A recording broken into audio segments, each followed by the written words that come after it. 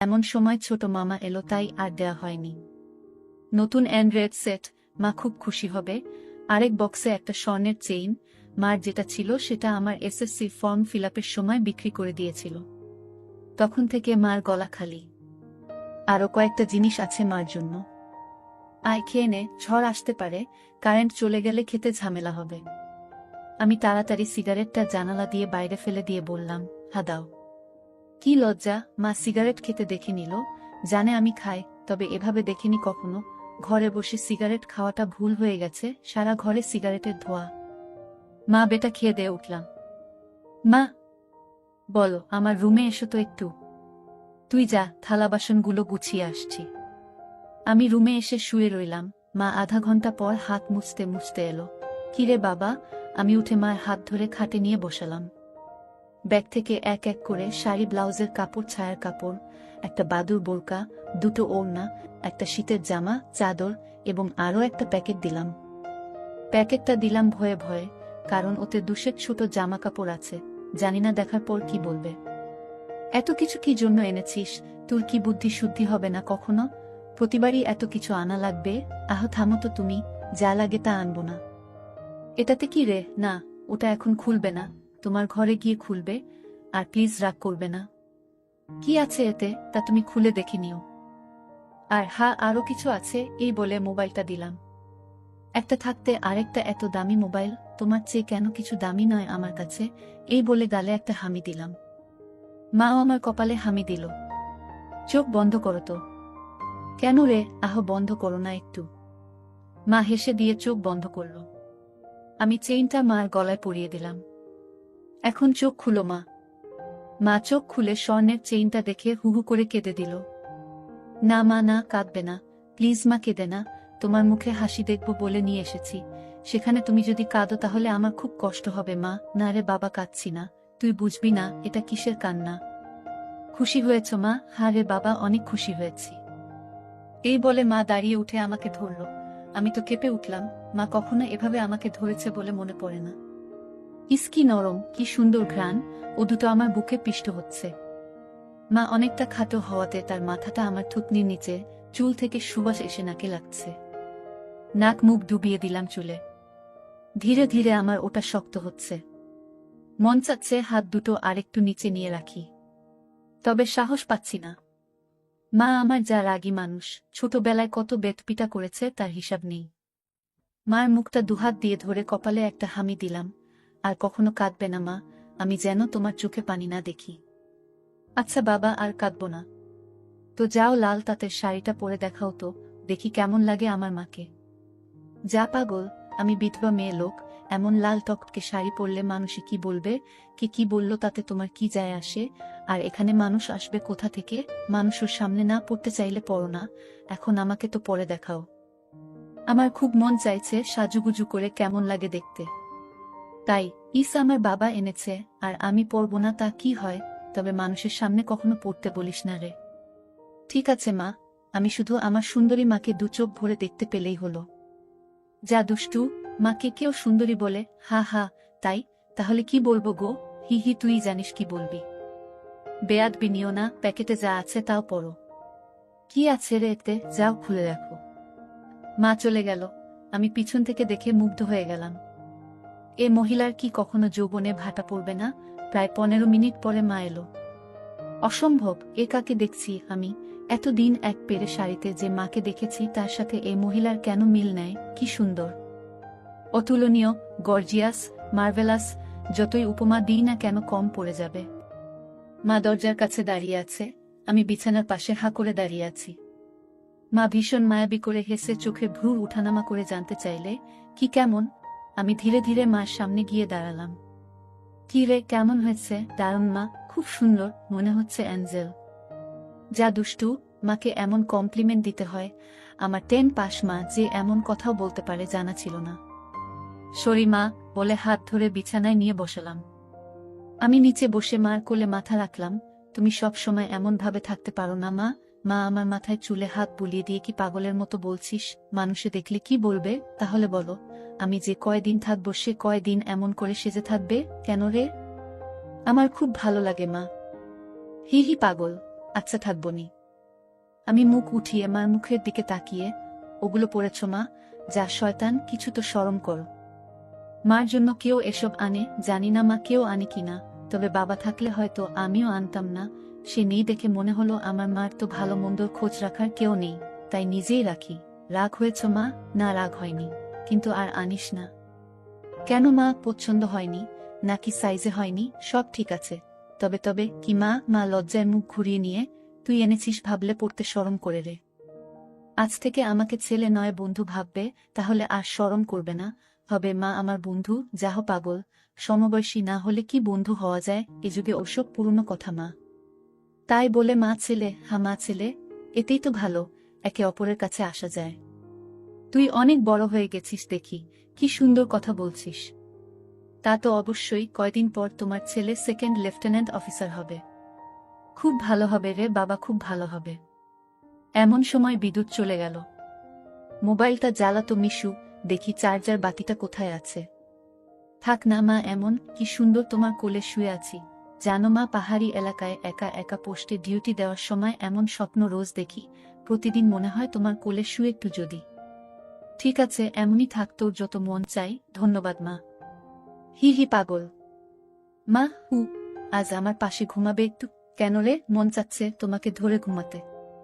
ঠিক আছে, যা সদর দরজাটা বন্ধ করে ঘরগুলোতে ছিটকানি লাগিয়ে আয়। আমি উঠে লাফাতে লাফাতে চলে গেলাম। আজ আমার খুশি ধরে না, কিছু হলে হতেও পারে। এক জগ পানি নিয়ে এলাম সাথে করে। এসে দেখি মা শুয়ে পড়েছে। টেবিলে জগটা রেখে খাটের পাশে দাঁড়ালাম। মা দেয়ালের দিকে সরে গিয়ে আমাকে জায়গা করে দিল। বজ্রপাতের আলোতে মার মুখটা মায়াবী মায়াবী লাগছে। খোলা জানালার হিম বাতাসে আমার মনে ঝড় তুলছে। জানি না আমার মনে কি চলছে। মনে হচ্ছে মা তার স্বামীকে পাশে শোয়ার জন্য জায়গা করে দিল। মা নতুন বউ, আমি তার স্বামী। দাঁড়িয়ে রইলি যে, শুবি না? হাসুই। মার পাশে শুয়ে পড়লাম, দুজনে মুখোমুখি। আধো অন্ধকারে দুজনে দুজনার দিকে চেয়ে আছি। ঘুমাবি না? তুমি ঘুমাও, আমার ঘুম এত তাড়াতাড়ি আসে না। তাই আয় কাছে আয়, মাথায় হাত বুলিয়ে দিচ্ছি। আমাকে আর পাই কে? একেবারে মার বুকের কাছে বুক নিয়ে গেলাম, তবে কোমরটা দূরে রাখলাম। মা একটা হাত সাইডে লম্বা করে দিল। এখানে মাথা রাখো। মা তার হাতের উপর মাথা রাখতে বলছে। আমি সহজ মনে তাই করলাম। নাকটা মার বগল থেকে ৩-৪ ইঞ্চি দূরে। ভালো মতো দেখতে না পেলেও বুঝতে পারছি যে এর বেশি দূরে নয়, কারণ ঘামের ঘ্রাণ পাচ্ছি। ইসমার বগলের ঘ্রাণেই তো আমার শরীর আনচান আনচান করছে। মার বাম হাতের উপর শুয়ে আছি, মা ডান হাত দিয়ে মাথায় হাত বুলিয়ে দিচ্ছে। এতে করে আঁচল উঁচু হচ্ছে, আর যখনই বিদ্যুৎ চমকাচ্ছে তখনই ওগুলো দেখতে পাচ্ছি। নিজেকে কন্ট্রোল করা মুশকিল হয়ে পড়ছে। মিশু, হু, কাকে পছন্দ করিস বললি না তো? শুনলে রাগ করবে মা, তাই বলা যাবে না।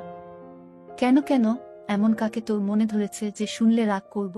বাদ দাও না মা, নিজেকে তোমার কাছে ছোট করতে চাই না, চাই না তোমার মনে কষ্ট দিতে। তোর কথার তো আগা মাথা কিছুই বুঝছি না। নাইবা বুঝলে মা, হু। তোমাকে একটু ধরি, মা হিহি করে হেসে। ধর। কি সুন্দর ঘ্রাণ গো মা তোমার। যা শয়তান। আমি মার এমন আশকারা দেয়া কথায় সাহস পেয়ে তাকে চিৎ করে দিলাম। মন চাচ্ছে কোমরাটা উপর তুলে দিতে। মুখটা উঁচু করে হামি দিয়ে বললাম, আমি তোমাকে খুব ভালোবাসি মা। মা আমার মুখটা দুহাত দিয়ে ধরে, আমিও তোকে খুব ভালোবাসি রে সোনা। আমার ভালোবাসাটা অন্যরকম মা। কেমন রে? মা ছাড়া আরো অনেক কিছু। কেমন? শুনলে রাগ করবে না তো? আহ বল না, এত পেঁচাচ্ছিস কেন? তুমি আমার ড্রিম গার্ল মা। তাই তো। কি? হ্যাঁ মা, জানি এটা শুনে আমাকে খারাপ ভাবছ, এজন্যই বলতে চাইছিলাম না। আমি তোর মা মিশু, এমনটা কিভাবে ভাবতে পারলি? জানি না মা, শুধু জানি আমি তোমাকে প্রচন্ড ভালোবাসি। তোমাকে ছাড়া কাউকে ভাবতে পারি না। চুপ কর বেয়াদব, এমন কথা বলতে তোর মুখে বাজছে না? সরি মা। এই বলে তার উপর থেকে উঠে খাট থেকে নেমে পানি খেলাম। মাও বিছানার উপর উঠে বসেছে, বুঝতে পারছি সে অবাক হয়ে আমার দিকে তাকিয়ে আছে। জানালার ধারে গিয়ে দাঁড়ালাম। বৃষ্টি থেমে গেছে, তারপরও আকাশ কালো হয়ে আছে। চাঁদ তারা কোথায় যেন লুকিয়ে গেছে আজ। ঠিক আমার হৃদয়ের মতো চারিদিকে অন্ধকার। এমন সময় কারেন্ট এলো। ঘরটা আলোকিত হয়ে গেল। আমি জানালাটা লাগিয়ে দিলাম, পর্দা ঝুলিয়ে দিয়ে ঘুরে দাঁড়ালাম। মা বিছানার উপর হাঁটুতে মাথা দিয়ে নির্বাক বসে আছে। ফ্যানের হাওয়া মার রেশমি চুলগুলো দোলা দিচ্ছে। মনে হচ্ছে নববধূ বসে আছে। মা মুখ তুলে আমাকে তার দিকে এক মনে তাকিয়ে থাকতে দেখে, এখনে আয়। আমি মার কাছে গেলাম। বস। বসলাম। মা আমার পিঠে হাত বুলিয়ে দিয়ে বলে, এমনটা হয় না বাবা, আমার লক্ষ্মী সোনা ছেলে, আমি কিছু মনে করিনি। আমি জানি তোদের বয়সের ছেলেদের ফ্যান্টাসি হয় খালা চাচিরা, তবে মাকে নিয়ে ফ্যান্টাসি রচনা করা একটু বেশি হয়ে যায়। সরি মা।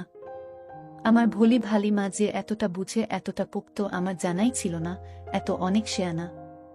ঠিক আছে, চেষ্টা কর আমার উপর থেকে মনটা সরিয়ে অন্যদিকে নিতে, বিয়েটা করে নে, দেখবি সুন্দরী বউ পেলে মাকে ভুলে যাবি।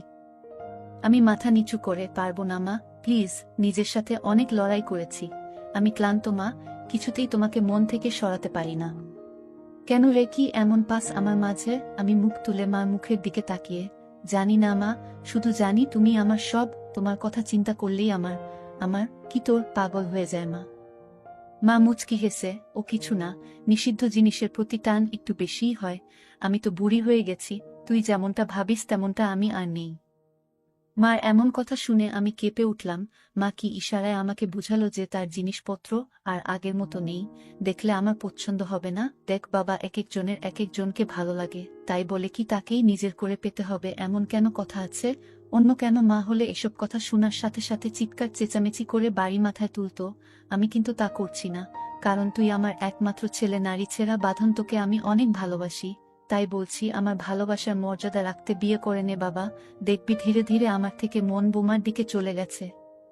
ধন্যবাদ মা, তুমি আমার কথা মন দিয়ে শুনেছ এবং যুক্তি দিয়ে ভালো মন্দের বিচার করেছ বলে।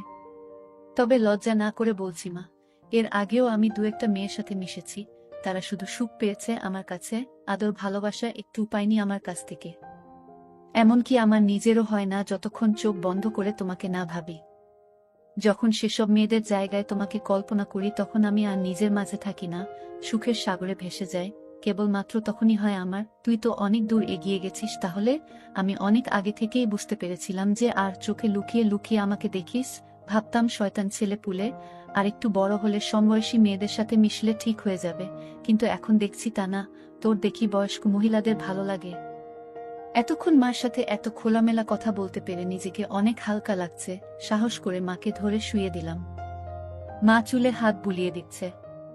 আমি তাহলে কি করব মা, সেটাই তো ভাবছি। যেটাই ভাবো মা, আমার মতো পরিবর্তন হবে না। মানে কি? মানেটা তুমি ভালো করেই জানো। মার কণ্ঠে এবার সত্যি সত্যি রাগের আওয়াজ পেলাম। তাই বলে সারা জীবন বিয়ে করবি না, নাকি ছেলে হয়ে মাকে বিয়ে করতে চাস? মা যে এমন কথা ঠাস করে বলে বসতে পারে তা আমি চিন্তাই করিনি।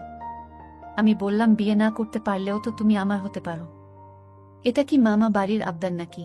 ছি ছি মিশু, এমনটা বলতে তোর মুখে বাঁধল না? তাহলে সারা জীবন ছেলেকে এভাবেই দেখতে পাবে মা, তোমার এই মিশু কখনো বিয়ে করবে না।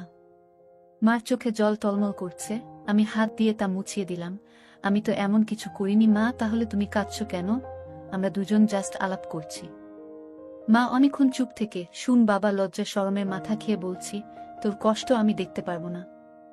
আর বয়স্ক মহিলাদের কাপড় চোপড়ের উপর থেকেই কেবল ভালো লাগে, খুললে নয়। তুই যদি চাস তাহলে আমাকে সেভাবে একবার দেখে নে, তাও তুই মতো পরিবর্তন করো। তবে শুধু দেখতে পাবি, কিছু করতে পারবি না। মার মুখে এমন কথা শুনে আমি আর দুনিয়াতে নেই। বল রাজি, আর যদি আমি দেখে আরো বেশি আকর্ষণ অনুভব করি তাহলে? আমি বলতে চেয়েছি যে, আজ আমাকে দেখো, আর আগেও তো তুই অন্যদের দেখেছিস, তাহলেই তফাৎটা বুঝতে পারবি।